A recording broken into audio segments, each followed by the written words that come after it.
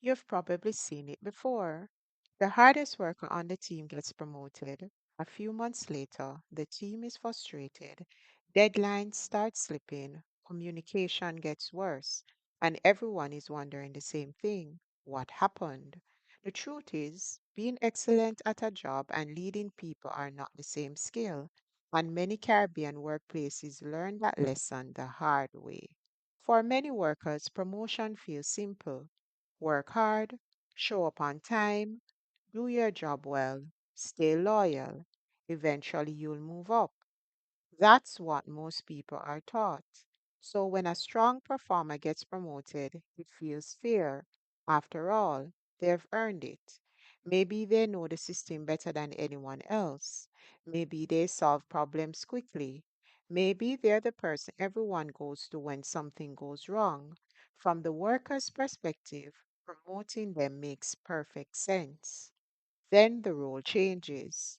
Before, success was about personal performance. Now success depends on other people. Instead of completing tasks, they're coordinating tasks. Instead of solving every problem themselves, they're helping others solve problems.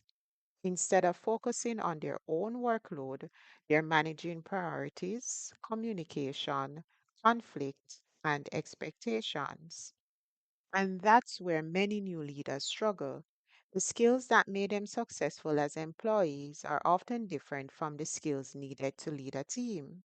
Many workplaces accidentally confuse technical skills with leadership ability. They're not the same thing. A great customer service representative may not automatically become a great supervisor. Skilled technician may not automatically become a strong manager. A top performing sales employee may not automatically know how to coach a team. Leadership requires different abilities: listening, communicating clearly, managing conflict, making decisions under pressure, giving direction without creating confusion.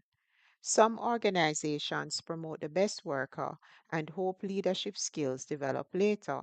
Sometimes they do, sometimes they don't. Part of the problem is how promotions are often structured. In many workplaces, there is only one visible reward for strong performance: promotion. So organizations use promotion as recognition, but promotion changes responsibilities.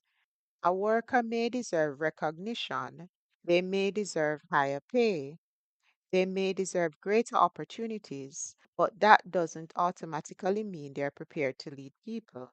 Those are separate conversations. When organizations combine them into one decision, problems often follow. From a fairness perspective, employees should understand something important. Promotion decisions are generally based on organizational needs as well as individual performance. Being the hardest worker does not automatically create a legal right to promotion. However, workplaces should still apply promotion processes fairly and consistently. Employees should understand what qualifications are required, what performance standards are expected, whether leadership responsibilities are part of the role, how promotion decisions are made. The clearer the process, the less frustration people experience. Many workplace conflicts begin when expectations are unclear. This issue affects workers in different ways. Some people feel overlooked, others feel confused, some begin questioning their value, especially when they see someone less experienced move into leadership. But sometimes the decision isn't about who works hardest, it's about who the organization believes can handle a different set of responsibilities. That doesn't always mean the decision is correct, but understanding the difference help workers see the bigger picture. Future leaders should pay attention to this. If your goal is leadership, focus on more than performance.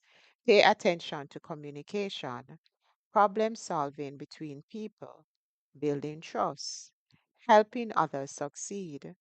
The strongest leaders are not always the smartest person in the room. often they're the persons who help the entire room function better. Being good at your job is valuable, creates opportunities, it builds credibility, it earns trust. But leadership requires additional skills. That's why some excellent workers struggle after promotion. And it's why some average performers become surprisingly effective leaders.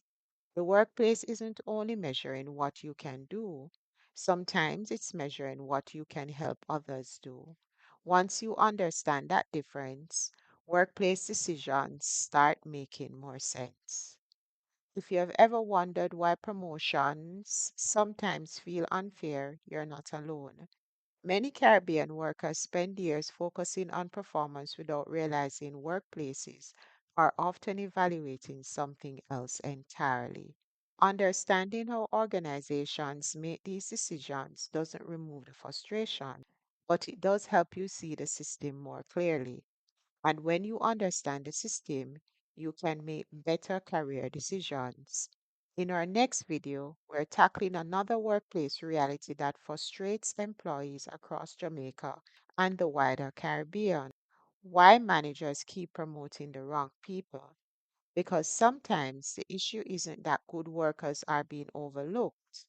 It's that organizations keep rewarding the wrong behaviors in the first place. If you want to better understand how Caribbean workplaces really work, subscribe to Work Smart Jamaica. Work Smart Jamaica, helping workers understand the workplace realities nobody explains.